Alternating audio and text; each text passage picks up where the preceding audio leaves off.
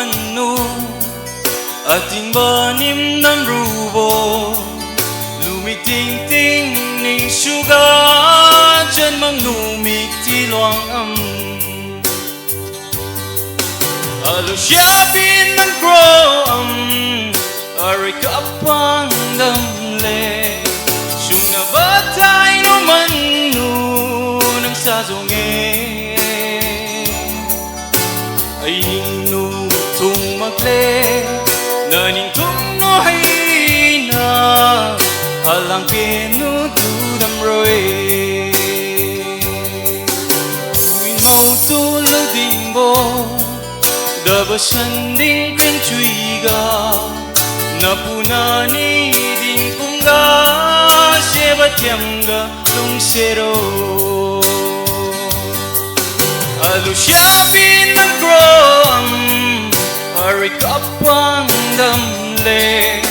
suna batay no manu nang sa zonge ay ninu tung magle na ning tung no hay na alang pinu tu dam roi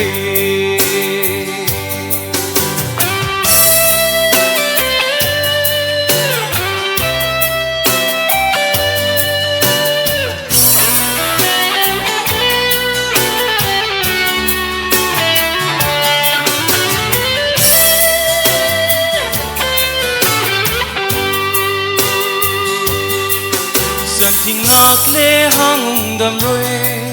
takkan taban som nu kan mi naman sa nu muding dan banu kum akung ae alu shabin nang grom